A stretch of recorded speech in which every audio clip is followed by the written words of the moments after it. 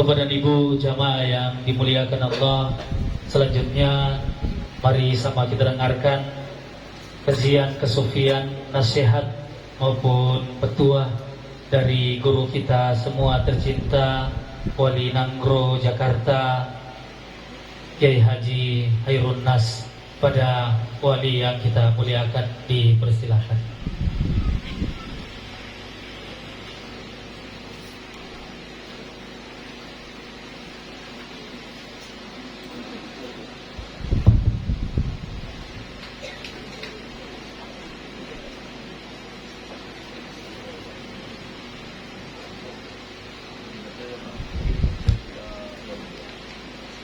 Bismillahirrahmanirrahim.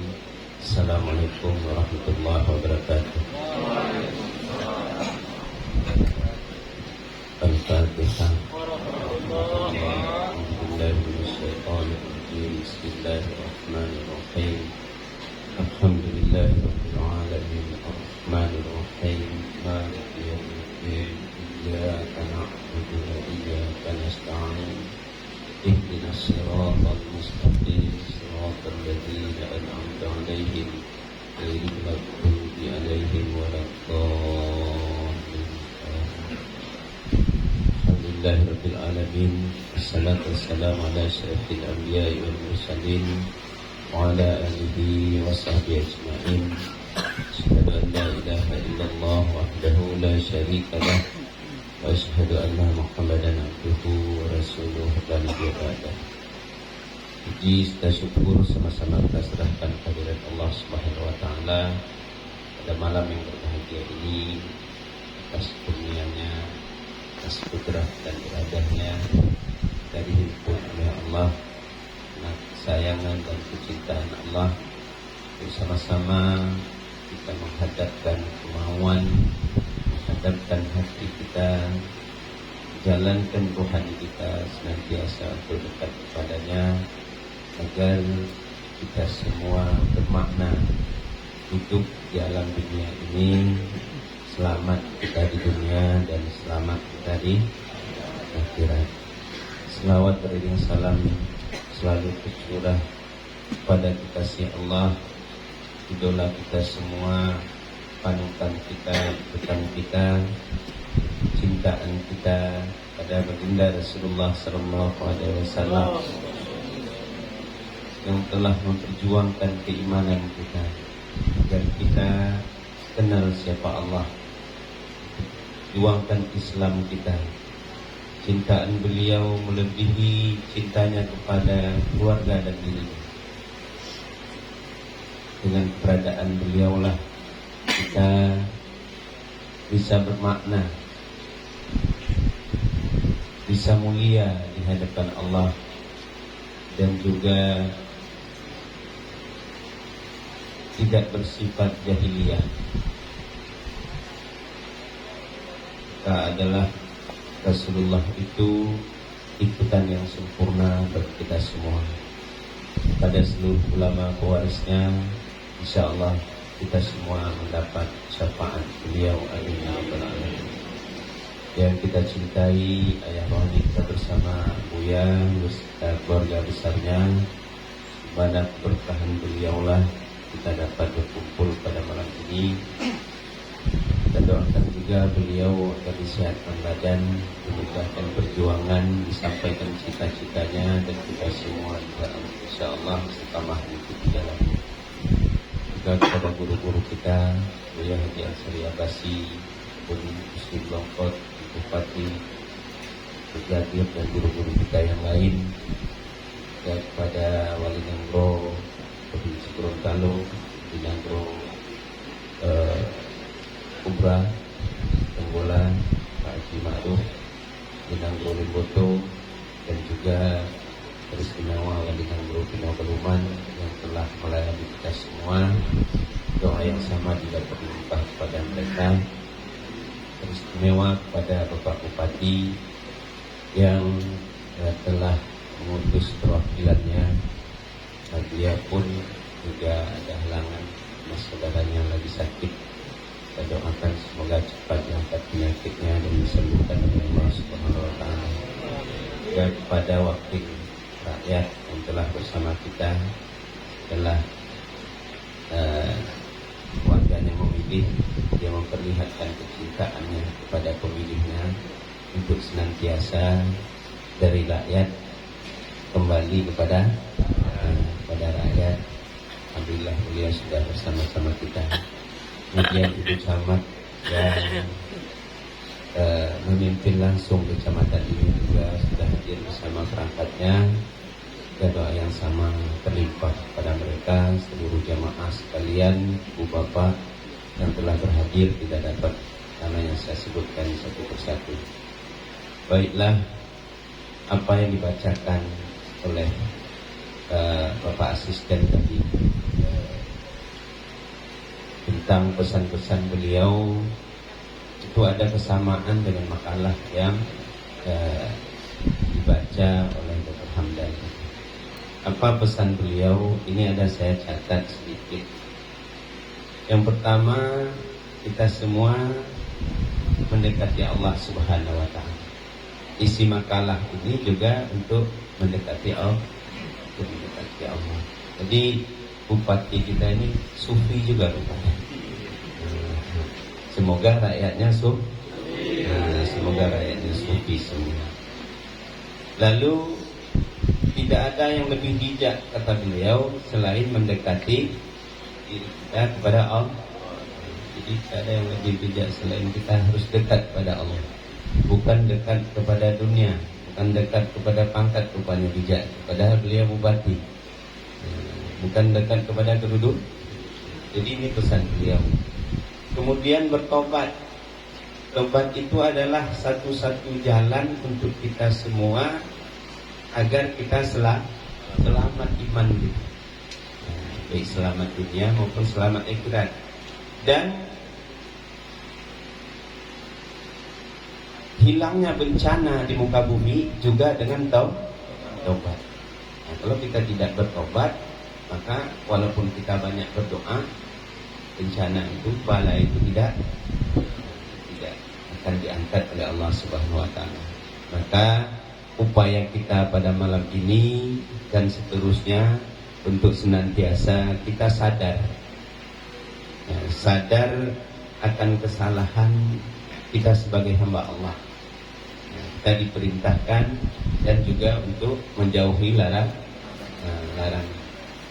Lalu kemudian pesan beliau juga agar kita berdoa sekusyuk-kusyuknya.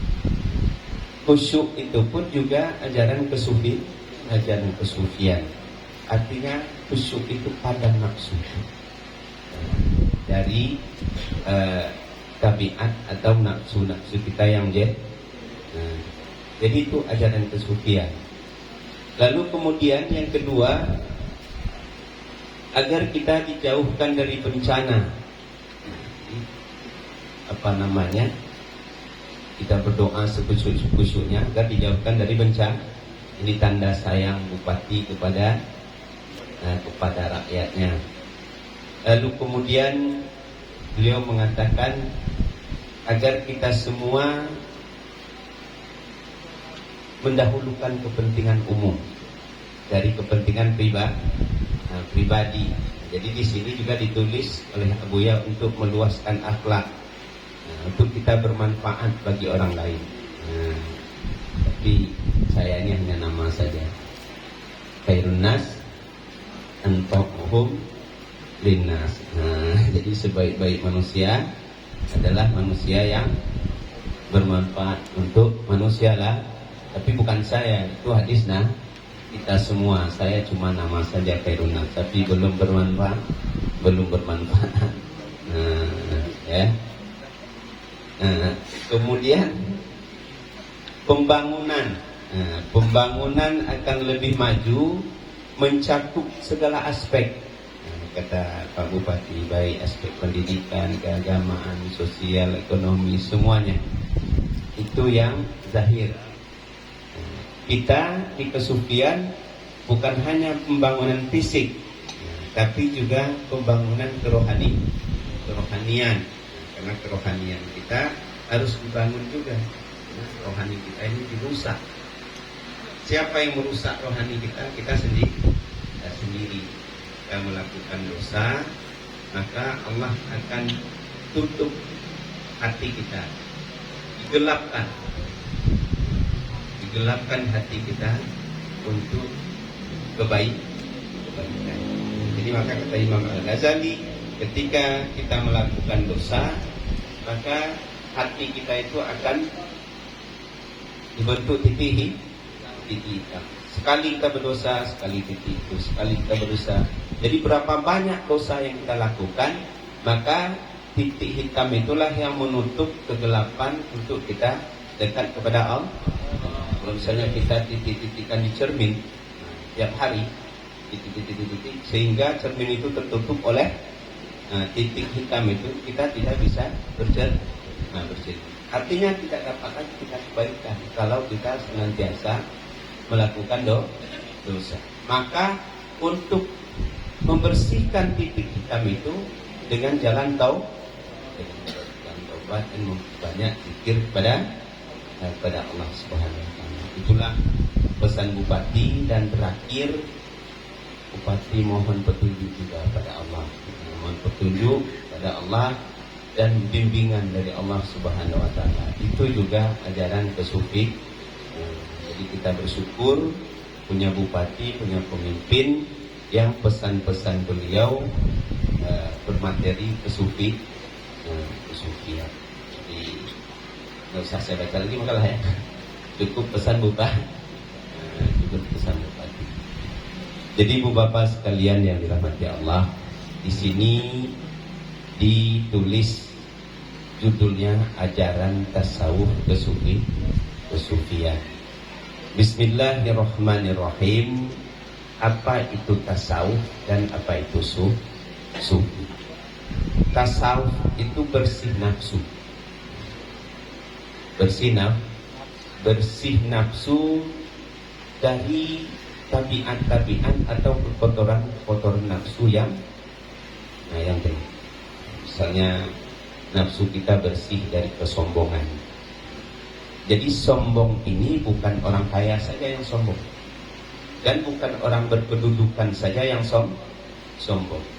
Sombong ini menyeluruh. Ada orang yang sombong dengan ilmunya, ada orang yang sombong dengan amalnya, ada orang yang sombong dengan nasabnya, ada orang yang sombong dengan ketampanannya, kecantikannya, ada orang yang sombong dengan bagus suaranya. Sombong itu banyak. Juga ada yang sombong dengan kekayaan, kedudukan, dan juga ada orang yang sombong dengan kemiskinannya. Sudah miskin ini 2 kali kena. Jadi di dunia susah, di akhirat jadi masyarakat harus hati-hati dengan kesombongan. Kesombongan ini kata Nabi, apabila ada sebesar darah kesombongan itu di hati kita, ibadah kita tidak diterima. Karena yang wajib sombong hanya Allah. Kita lemah, la haula wala quwwata illa billah. Sering kita ucapkan la haula wala quwwata illa billah, tapi dusta. Kita mengucapkan la haula wala itu dusta. Kenapa? Ketika kita mengucapkan la haula wala itu hanya lisan, tapi daya upaya itu ada di atas bukan di atas Allah. Karena kita untuk ada saya, karena saya begini, kalau tidak ada saya tidak begini. Itu sombong. Termasuk kita mendidik anak kita, jangan sombong kita mendidik anak. Oh, anak saya berhasil karena saya bagus ini. Padahal anak itu sudah digariskan oleh Allah. Ada yang anak berhasil tanpa didikan orang tua. Ya. Misalnya banyak anaknya yang ditinggalkan. Rasulullah tidak ada orang tua berhasil. Ada juga anak berhasil yang dididik orang tuanya. Ada anak yang dididik dengan baik tapi besarnya tidak berhasil. Ada yang murtad malah. Sudah dimasukkan orang tuanya ke pesantren, begitu lama di pesantren, tapi akhirnya Jadi maka kita tidak bisa mengukur anak itu berhasil atas diri kita. Allah yang punya kuasa. Maka ketika anak kita jahat setelah besar padahal kita mendidik dengan baik, itu kita jangan terlalu putus asa, kecewa pada anak. Mungkin itu pelajaran Allah bagi kita. Jangankan kita, Nabi Nuh saja seorang nabi, tapi anak dan istrinya tidak bisa dibawa untuk taat kepada Allah. Nah, Nabi Nuh itu hampir 1000 tahun berdakwah. Hampir 1000 tahun. Jadi maka kita lebih baik seperti Pak Bupati ini berpegang teguh kepada Allah. Kepada Allah. Begitu juga COVID ini, kita berpegang teguh di samping kita pakai masker, agar kita juga jangan sombong. Karena ada di majelis tasawuf, majelis zikir, kita juga senantiasa berzikir la ilaha illallah, karena zikir itu adalah benteng Allah. Lalu kita tidak mengindahkan, kita tidak pakai masker, jangan tidak jaga jarak. Itu juga bagian kesombongan. Jadi antara syariat dengan hakikat itu harus seimbang. Jangan kita bersyariat saja tidak berhakikat. Itu dikatakan fasik. Berhakikat tidak bersyariat zindik. Jadi kita harus ada perpaduan. Di antaranya itu tarikat. Antara syariat dengan hakikat itu makna tarikat ini berjalan hati kita kepada Allah. Setelah kita berjalan hati kita kepada Allah, baru kita mendapatkan cahaya hati. Cahaya kita itu makna cahaya Allah. Dizahirkan Allah pada batin kita itu cahaya asma dan cahaya isma dan sifat. Jadi maka kita berjalan atas nur Allah. Lalu kemudian kesufian. Kesufian tadi sudah dikatakan di bawah ini, bersih bercerai. Bukan kita menyatu dengan Allah. Jadi jangan nanti salah dipahami, orang MPTT bersih bercerai dengan Allah sudah menyatu dengan Allah. Tidak mungkin baharu itu menyatu dengan kadi. Allah kita. Allah meliputi kita dan alam semesta ini. Jadi tidak mungkin Allah tidak bertempat, tidak semisal, tidak berupa. Laisa kamitslihi. Jadi maksud bersih bercerai ini dalam perasaan. Jadi kita bersih bercerai dengan alam, dengan istri kita bersih bercerai, dengan anak kita bersih bercerai, dengan kedudukan kita bersih bercerai, dengan pangkat kita bersih bercerai. Tidak dikatakan sesat. Artinya ingatan kita selalu. Kami yang sudah lama hadir kemari itu ingatan kepada Allah lupa. Ingatan kepada istri Allah itu tidak sesat. Bagi yang bekerja, ingatan kepada pekerjaan. Allah lupa. Jadi inilah yang dibersihkan oleh tauhid tasawuf kesufi, agar kita jangan berpegang kepada alam termasuk diri. Karena semuanya itu pemberian Allah. Gerak diam kita dari Allah. La tataharraku daratan illa biiznillah. Tidak bergerak sesuatu sebesar darah melainkan dengan izin Allah. Itu hadisnya. Tapi pada kenyataan kita merasa kita yang bergerak, kita yang berkuasa. Jadi itu dikatakan syirik. Merasa kita yang kuasa atas segala sesuatu. Kemudian maksudnya saya beri contoh sedikit. Bersih bercerai itu. Semalam juga saya contohkan seperti itu. Jadi sekarang saya rindu pada anak saya. Jadi ibu bapak, kemudian anak saya ini juga sama seperti bapak tadi dalam keadaan sakit sekarang. Saya di sini, nah saya dirawat istri saya tadi. Sebenarnya istri saya enggak diberikan kasih tahu pada jemaah. Jadi semoga dapat doa, saya cepat sembuh. Jadi saya rindu padanya, rindu padanya. Terbayang semuanya, lucunya, sifatnya, terbayang-bayang saya pada anak, karena saya sangat sayang pada anak. Lalu ibu bapak, tanpa sepengetahuan, tanpa dikasih tahu, tiba-tiba anak itu sudah ada di hadapan saya. Anak itu sudah ada di hadapan saya. Kira-kira saya masih ingat sama bapak-bapak enggak? Tidak, Jangankan sama bapak-bapak, ibu-ibu, ke diri saya juga saya tidak karena saya lagi rindu. Tiba-tiba sudah ada di hadapan. Kenapa saya tidak ingat pada bapak-bapak dan diri saya? Karena cahaya anak saya itu sudah menguasai batin saya, dipenuhi, sehingga saya terpana. Benar anak saya. Seperti kita merindukan Ka'bah, orang yang tidak pernah melihat Ka'bah. Begitu sampai ke depan Ka'bah, bilang, pendapat itu, karena dulu saya hanya melihat di foto. Jadi gitu. Kalian Ka'bah benar itu. Jadi sehingga panah kita melihat Ka'bah. Jadi begitulah kalau orang sudah mabuk cinta dan mabuk rindu. Kemudian saya dan anak saya tetap bukan menyatu. Anak saya, tapi dalam perasaan tidak berpisah.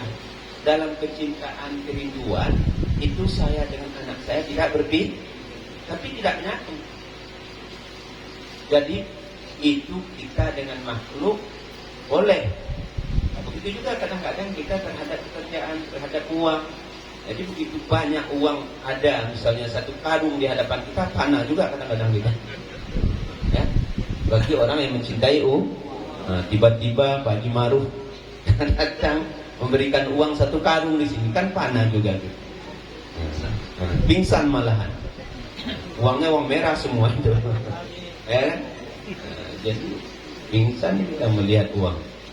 Jadi itu maknanya bersih Begitulah sufi itu dengan Allah, karena sudah menjadi kenyataan jalal dan jamal Allah itu dalam batinnya, sehingga dia lupa pada kuasanya, pada kekuatannya, pada ilmunya, pada amalnya, semuanya lupa. Memandang hanya keberadaan Allah. Memandangnya bukan dengan biji mata, tapi dengan mata, dengan nur basirah yang diberikan Allah ke dalam batinnya. Jadi itu ibu bapak makna tasawuf kesufian untuk memperkokoh syariat kita. Nah, karena syariat ini amalan zahir. Nah, kelakuan ini misalnya akidah, fikih, tasawuf itu memperbagus amalan zahir. Nah, syarat dan rukun, wajib dan sunnah itu amalan zahir semua. Sementara tasawuf ini amalan batin. Sufi itu amalan batin.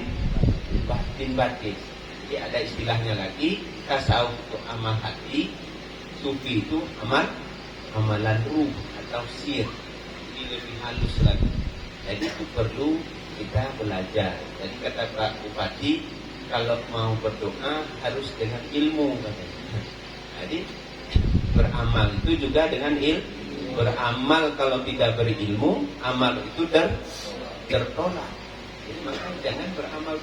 Jadi ilmu didapat dari mana? Dari guru. Jadi wajib ada guru.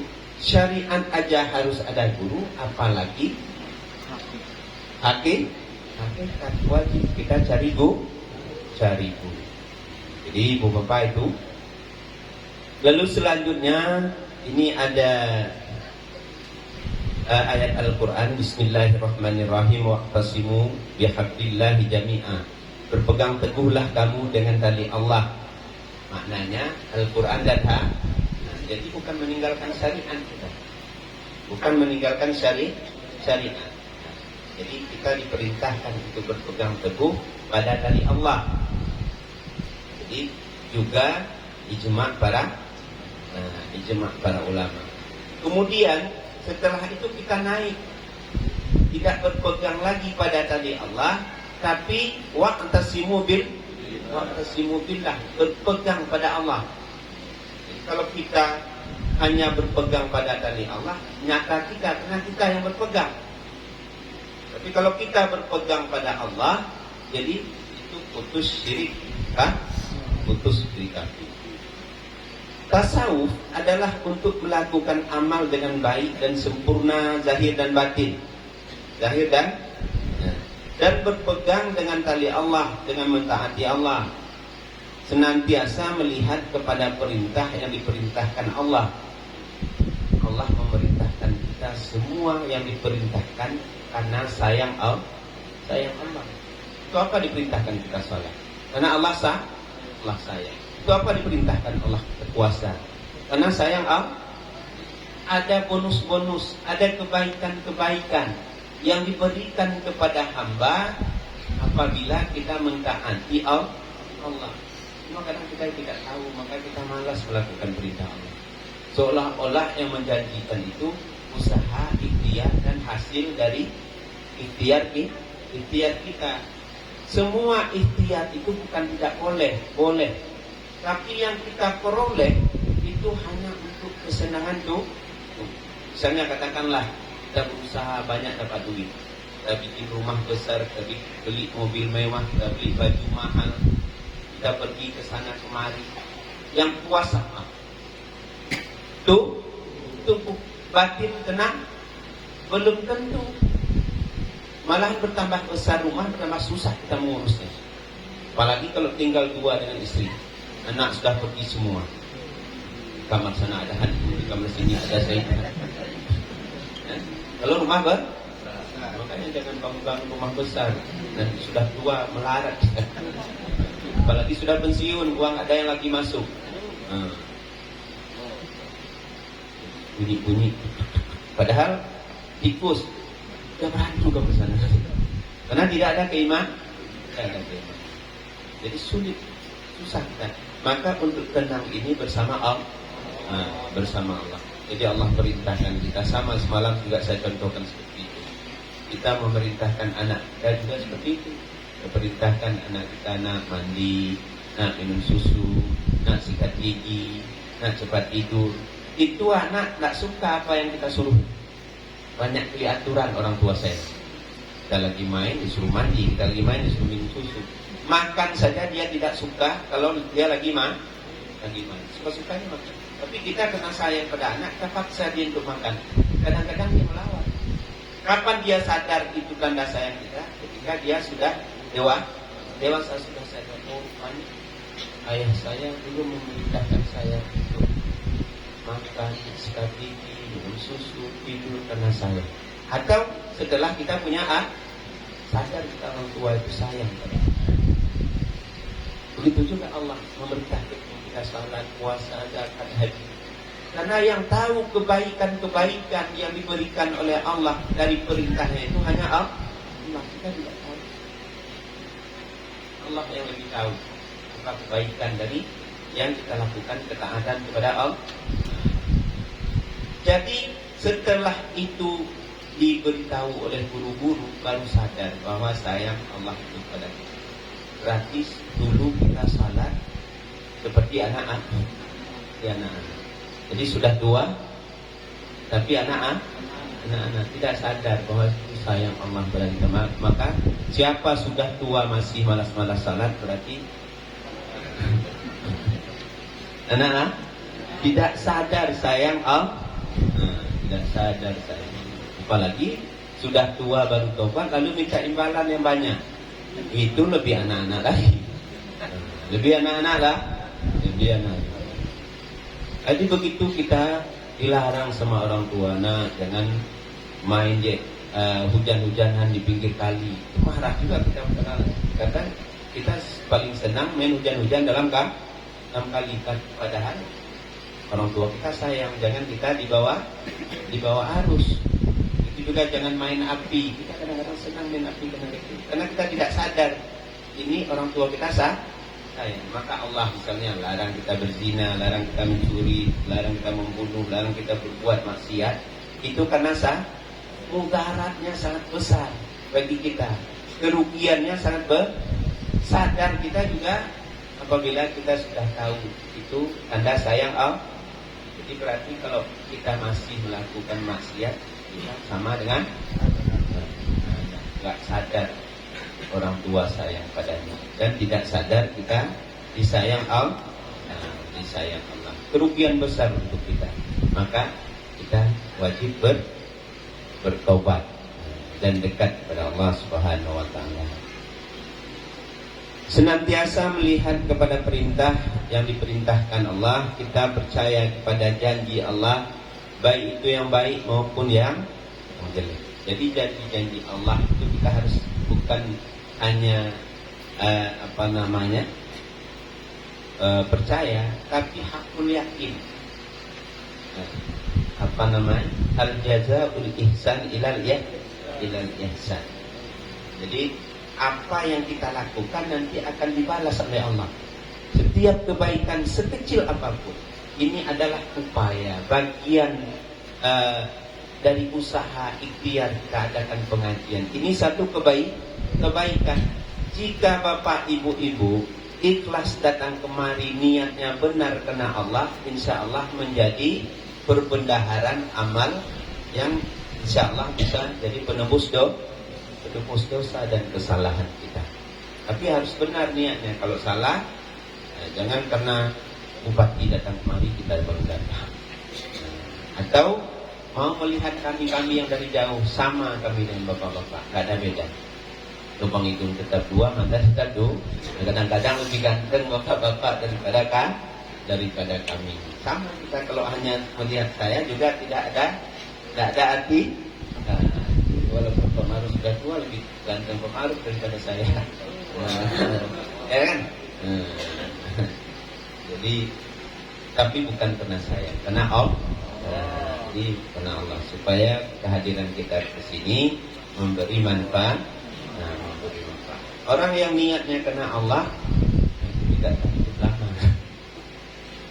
Lama kali wali bicara. Jadi kalau sudah ada akar hati seperti itu sudah mulai gelisah, dan mulai gelisah, pikiran sudah kasur, sudah keluar. Padahal di sana juga kita akan melakukan hal-hal yang sia-sia, cerita tentang macam-macam. Jadi setiap awal-awal apabila Allah belum buka mata hati kita tidak suka mendengarkan kebaikan-kebaikan. Bagi orang yang sudah dibuka mata hatinya, kapanpun walaupun dia tertidur, dia tetap menginginkan berada di tempat itu. Jadi kelebihan kita hadir ke majelis, bukan majelis ini saja, asal namanya majelis yang untuk kita mencintai Allah, mencintai Rasul di mana saja. Asal ikhlas kita lakukan, walaupun kita tidur, walaupun kita di Panglima jangan tidur. Nanti siapa yang mengawal kami? Allahu Akbar. Walaupun kita tidur, tetap Allah berikan ganjaran sama dengan kami yang menjaga. Jadi begitu keistimewaan orang hadir ke majelis. Sama dengan DPR, walaupun tidur tetap sama gajinya. DPR sini, bisa terlihat di TV kan ada yang tidur lebih dapat, tapi nggak apa-apa karena mereka capek juga ada. Jadi kita berkadang malam memikirkan menyusun macam-macam undang-undang. Cuma orang TV ini itu pula yang tidur itu yang disorot. Orang yang bergadang tidak disorot.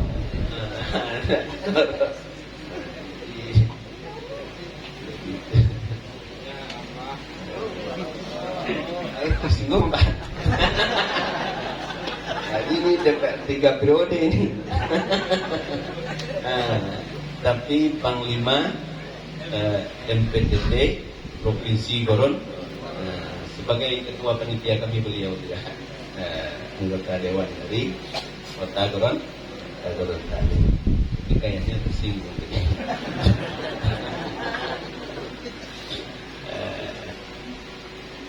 Subhanallah.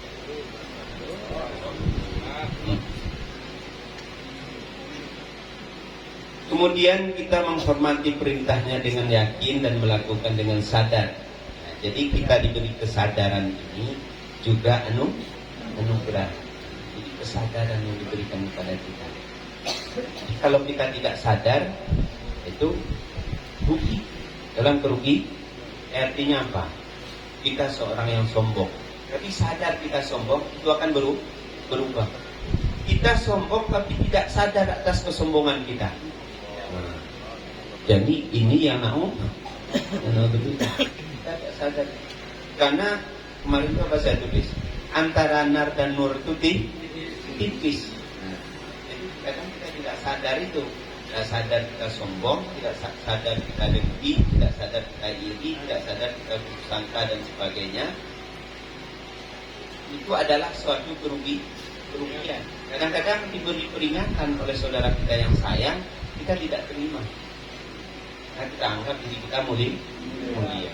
Maka orang yang sudah memahami tasawuf kesufian, senantiasa di hatinya dia selalu merasakan kehinaan, karena dia mengorek-ngorek apa yang ada keburukan di hatinya, bukan mengorek-ngorek keburukan di hati orang lain.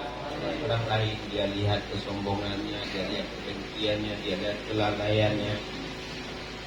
Jadi kealpaannya itu yang dikorek-korek, bukan melihat keburukan yang ada pada orang lain. Jadi kalau kita melihat keburukan orang lain, itu sama kalau kami di Aceh itu ada istilahnya lampu yang menyeter yang lama itu, pelitup aku namanya istilah bahasa kami. Jadi pantat dia sendiri hitam, orang lain yang di senternya. Jadi kita sendiri gelap, orang lain ini dia sombong, dia dengki, dia ini. Padahal penyakit itu ada pada kita. Bahkan kita tuduh orang itu macam-macam.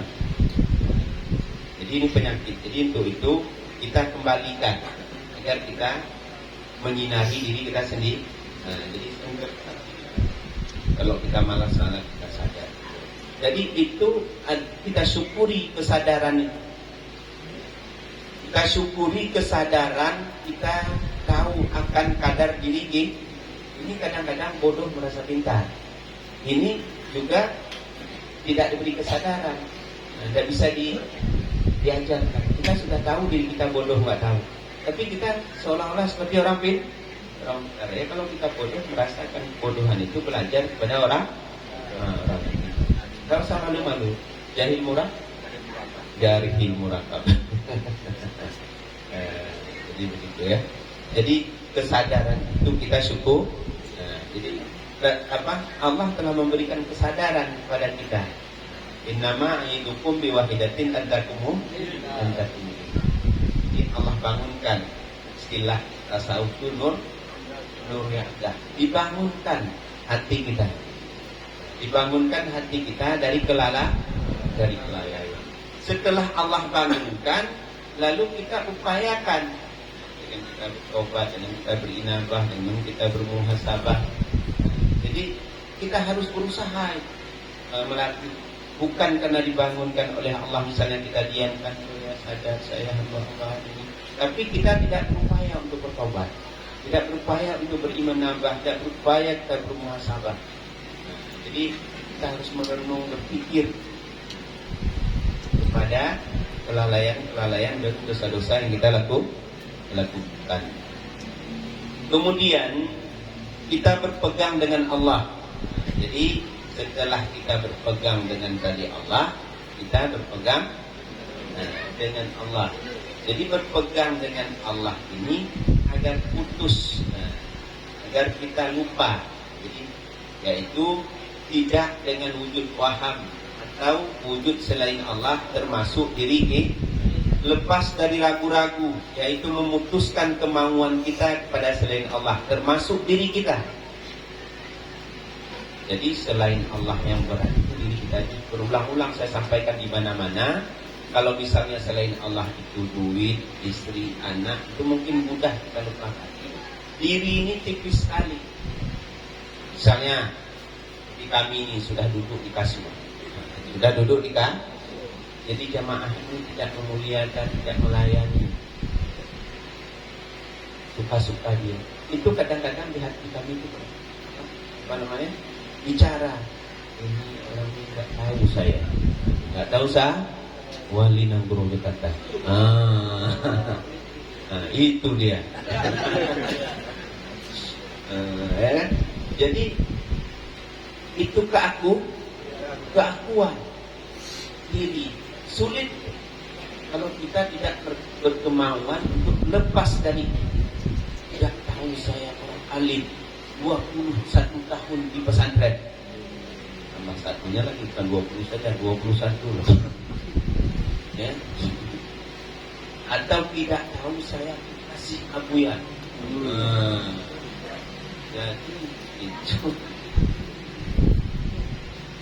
Jadi itu ada pada diri kita semua. Ada pada diri kita semua. Bukan jamaah. Kalau mungkin yang awam itu kurang. Katanya orang-orang alim yang di pesantren, ya nggak mau. Ada orang lebih alim dari dia, lebih dari dia. Apalagi misalnya dia dulu memang dikenal kakek, nggak mau dia. Jadi dia jangan marah dia. Nggak marah boleh? Kenapa nggak marah? Karena mereka ini sudah tahu kesucian. Sudah tahu kesucian.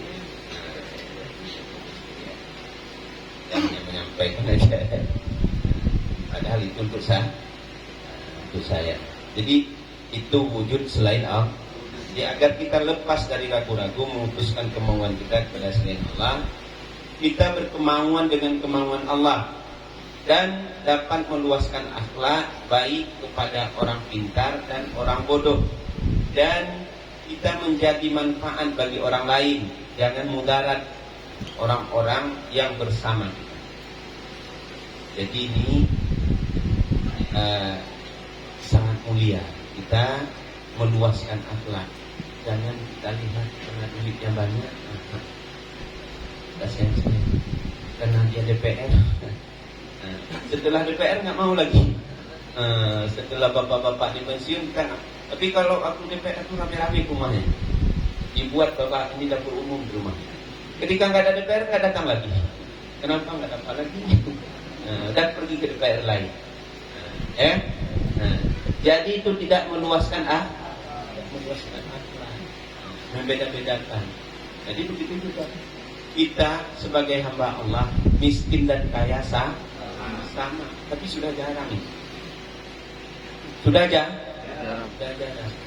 jarang terjadi seperti itu, menyamakan antara miskin dan kaya, rakyat dan pejabat sama. Itu juga sudah jarang. Kadang-kadang ketika kita miskin tidak apa-apa, itu ada harganya, saudara-saudara kita. Walaupun adik kakak, walaupun adik kandung itu, kalau yang kaya tetap lebih. Misalnya abang kita kaya di Jakarta, pulang ke kampung, nah itu waktu pulang itu orang tua kita pun ikut-ikutan, segala ikan dikeluarkan. Tapi kita yang petani ke sawahnya air putih sudah dapat. Tapi di sini tidak ada seperti itu ya. Enggak, karena bertausuh sufi. Jadi meluaskan akhlak, tidak membedakan orang kaya, orang miskin, pintar dan bodoh. Dan kita harus menjadi yang manfaat bagi orang lain seperti hadis Nabi tadi. Dan tidak membeda-bedakan tidak membeda-bedakan orang. Kita sayang semua. sayang kita itu karena Allah, bukan karena uang. Maknanya kita sayang kepada saudara itu sayang karena Allah, agar apa yang kita rasakan dirasakan oleh saudara-saudara kita. Bagaimana kita nikmatnya beragama, nikmatnya kita beriman, bagaimana kita nikmatnya dalam ibadah, itu dirasakan oleh saudara-saudara kita. Itulah ajaran tasawuf. Dan pedih batin kita, pedih batin kita, walaupun kita belum baik, walaupun mungkin kita masih belum menjalani taubat, tapi pedih di batin kita ketika kita melihat saudara kita berkekalan dalam dosa, berkekalan dalam maksiat, pedih di hati kita. Itu kita sayang karena Allah, agar kita sama-sama selamat. Bukan kita saja yang ingin selamat. Belum tentu kalau kita di atas tadi, kalau kita tidak mencintai hamba-hamba Allah, kita tidak akan dicintai oleh Allah. Bukan hanya bersenang-senang kita dengan tahajud kita, bersenang-senang kita dengan hafalan Quran kita, bersenang-senang kita dengan salat-salat sunnah yang lain, sedekah segala macam, kita sudah merasa perbendaharaan amalan kita sudah banyak. Ketika kita tidak peduli sama saudara kita, kita tidak dicintai oleh Allah. Tidak dicintai oleh Allah.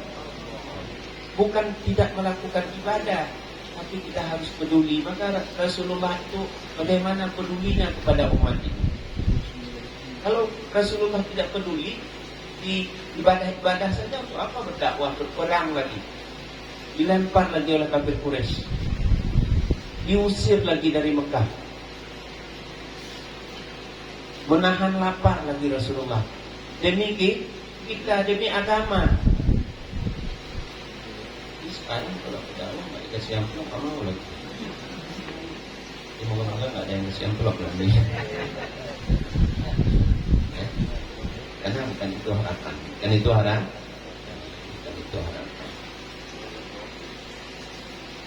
Lalu kemudian ada syair Arab, kun naf'an wala takun dararan. Jadilah kamu bermanfaat bagi orang lain dan jangan kamu menjadi mudah. Kalau kita tidak memberi ketentraman, kesenangan, tidak memberi hiburan pada saudara-saudara kita, tapi jangan dihina, jangan difitnah, jangan dicaci, jangan dizalimi, jangan dikorek-korek kesalahannya. Kalau kita tidak mampu memberi manfaat, kerjakan apa yang baik dari kita yang sudah kita dapatkan. Misalnya kita belajar melatih diri untuk salat di awal waktu, kita salat berjamaah di masjid. Lakukan aja itu dulu. Jangan tanamkan kebencian di hati. Itu apa kita berilmu tinggi, beramal banyak, kalau ada kebencian di hati, ada faedah, ada manfaat. Jadi hari ini satu orang kita benci, berarti kita sudah memelihara kebencian. Di hari yang lain ada orang yang tidak sesuai dengan nafsu kita, juga kita akan benci kepada orang itu. Nanti di tempat lain ada orang lagi yang tidak sesuai dengan nafsu kita, juga kita akan benci kepada orang tersebut. Jadi kita terpelihara kebencian itu di dalam salat, kita melihat orang-orang yang kita benci. Apakah dapat Allah? Tidak kita dapatkan. Dapat Allah itu dengan bersih nafsu. Maka untuk membersihkan nafsu ini harus banyak zikir pada Allah. Banyak zikir pada Allah. Kita harus mendekati Allah, bukan mendekati selain Allah. Lalu kemudian dikatakan kun basiman wala takun bisa. Jadilah kamu tersenyum. Senyum itu sedekah, bukan uangnya sedekah. Kalaupun kita kasih uang misalnya dengan kita merumun, misalnya datang guru-guru kita kemari, jadi, tapi kalaupun tidak kita kasih, cuman ayat putih dengan tersenyum, itu lebih bermanfaat daripada kita kasih uang 1 juta tapi dengan mata melotot. Jadi jangan kamu tersembunyi, jangan kamu bermasamu. Jadi baguslah tersenyum, kita mengaku Umar Rasulullah, tapi selalu masam mukanya. Itu datang orang ke rumah kita, habis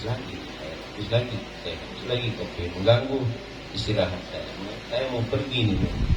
Jadi itu bukan cara-cara Rasul, karena kamu itu memberi manfaat, memberi rahmat pada kita.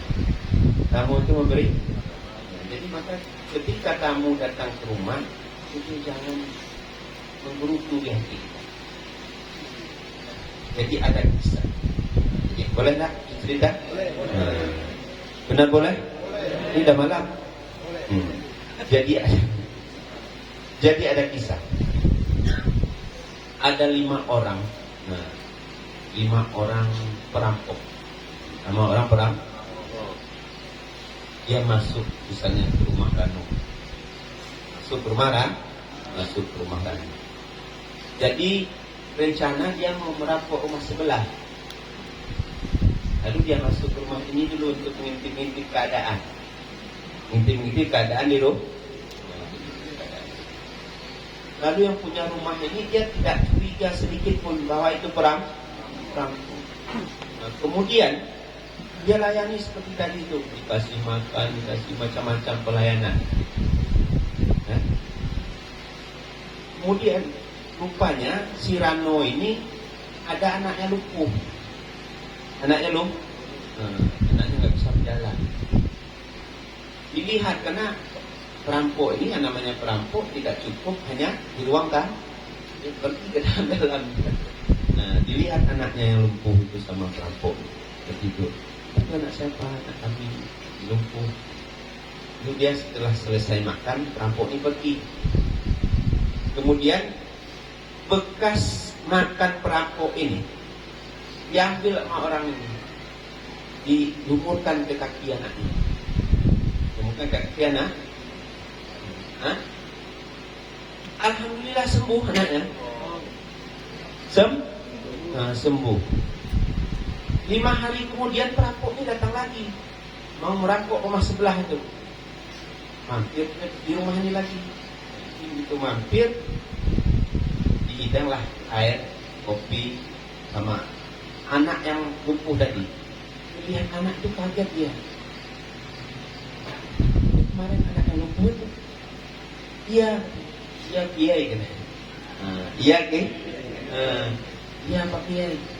Begitu mendengar kiai itu kaget ya. Kok panggil kami kiai kan? Ini anak saya sembuh berkat kiai. Lah, tambah kaget ya. Kok berkat saya? Enggak, kemarin saya pas kiai pulang itu sisa makan Pak Kiai, bekas nasi, bekas buah itu saya ambil, saya lumurkan ke kaki anak saya. Alhamdulillah Allah berikan kesembuhan. Bertambah kaget dia, benar apa enggak? Lalu dikatakan sama dia, kami ini bukan kiai, kami ini semua perampok, kami mau merampok rumah sebelah. Kami merampok rumah sebelah. Ya, tapi kenyataannya itu, walaupun bapak bilang bapak perampok, saya tetap menganggap bapak kiai sudah sembuh anak saya. Akhirnya perampok ini nggak jadi rampok rumah. Janganlah kami bertobat aja lah kalau begitu.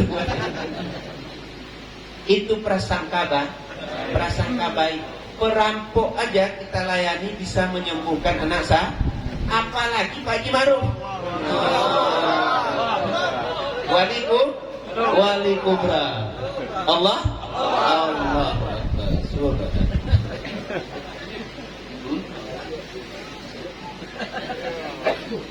Jadi buat balai Panglima mau buat balai di kota Gorontalo. Rano aja bisa sebesar ini. Panglima tentu lebih besar dari ini. Dan Rano sudah minta dari, kalau Panglima buat balai, tenaga biar dari kami. Subhanallah. Guru sudah ada Binopa. Ya.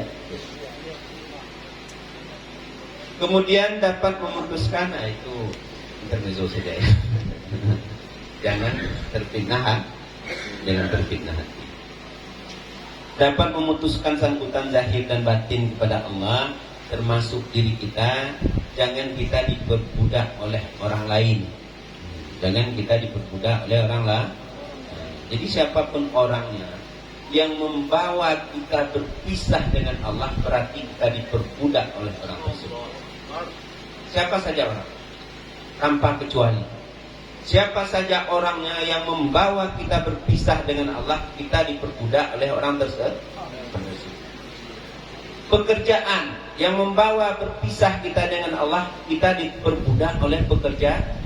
Harta yang membawa kita berpisah dengan harta, kita diperbudak oleh harta. Kita jangan diperbudak oleh dunia.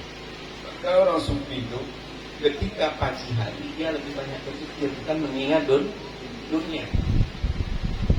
Karena kalau kita ingat dunia di pagi hari, sementara malaikat turun, jadi kalau malaikat turun kita ingat Allah, maka kata Allah dunia ini akan diperintahkan untuk jadi budak kita.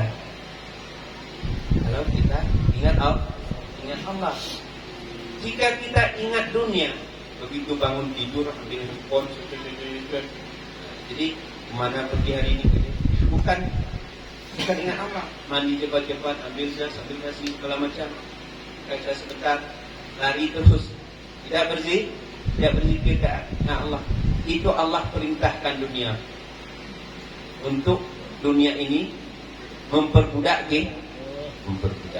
Maka kita tambah jauh dari Allah. Jadi mau jadi budak Allah, apa budak dunia? Budak Allah. Banyak-banyaklah banyak berzikir. Karena akhiri kalamihi la ilaha illallah dakhalal jannah. Jadi kalau kita mengucapkan la ilaha illallah, ketika akhir hayat kita la ilaha illallah, kita masuk surga itu kata Nabi tanpa hisab. Kalau benar kita ucapkan la ilaha illallah ketika sakaratul maut. Tapi untuk mengucapkan sakaratul maut itu la ilaha illallah saat sakaratul maut itu tidak mudah. Bukan karena ditalkinkan kita bisa. Karena datang berkumus bisikan pada siapa berkumus bisikan? Pada numpal ya. Jangan mati dulu. La ilaha illallah. Kalau kita tidak membiasakan dari sekarang untuk mengucapkan la ilaha illallah, itu tidak terucap. Karena Allah menarik nyawa kita itu sesuai dengan kebiasaan kita. Siang. Hari-hari apa kebiasaan kita? Kebiasaan kita memancing misalnya. Itu di sakaratul maut kalau kita bukan tidak boleh memancing ya. Bukan tidak boleh memancing. Mohon maaf, jangan nanti nggak mancing lagi, nggak makan ikan kami. Bukan tidak boleh memancing, cuma memancing aja kerjanya, tapi tidak ingat bahwa ikan itu dapat dari Allah, tidak melakukan perintah Allah. Jadi pancing itu yang datang saat sakaratul maut. Ini bagaimana kita mau mengingat Allah yang diberikan bayangan? Kalau kita pemaksiat, berdosa, apa dosa yang kita lakukan itu yang datang saat sakaratul maut. Bagaimana kita ditalkinkan itu tidak bisa. Talkin itu hanya mengusir gangguan-gangguan dari yang dari dalam itu enggak. Saja apabila kita biasa ringan lidah kita, ringan hati kita, ringan ruh kita untuk mengucapkan selalu la ilaha illallah, Allahu Allah, subhanallah, alhamdulillah, wa la ilaha illallah.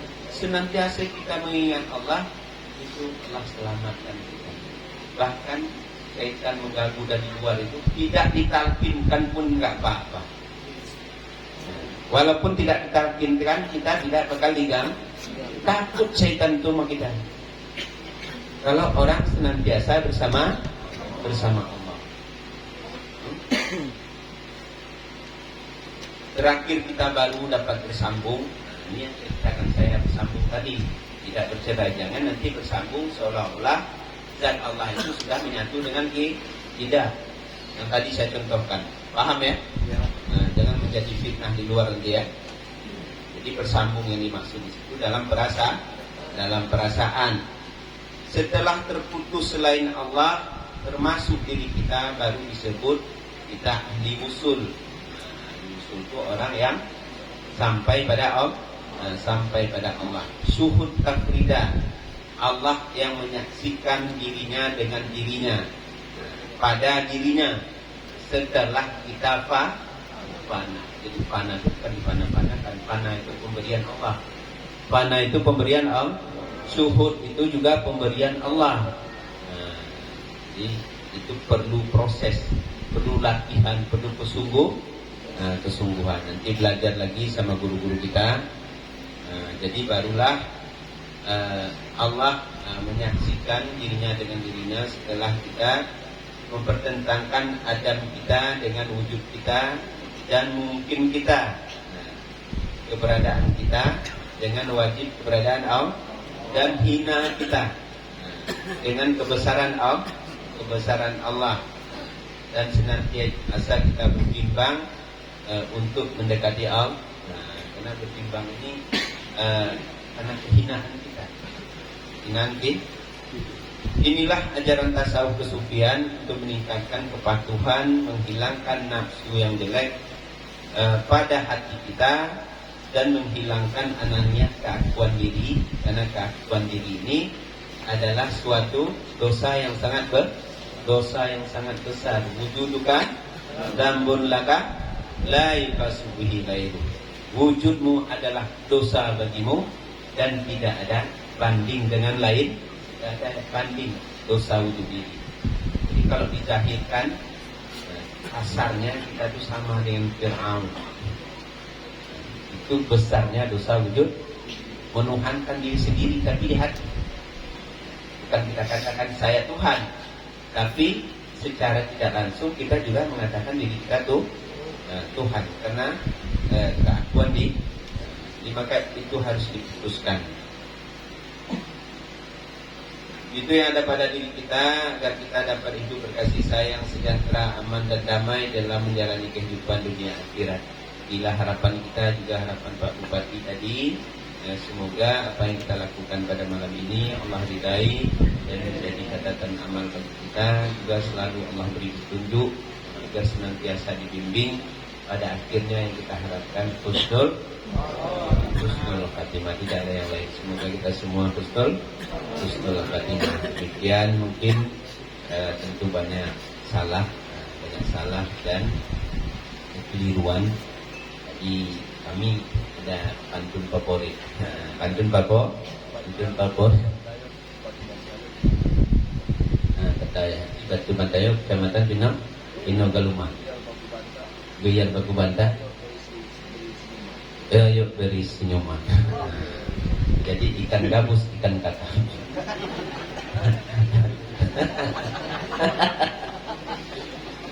Ikan gabus, ikan kakap. Banyak cakap, tidak bagus.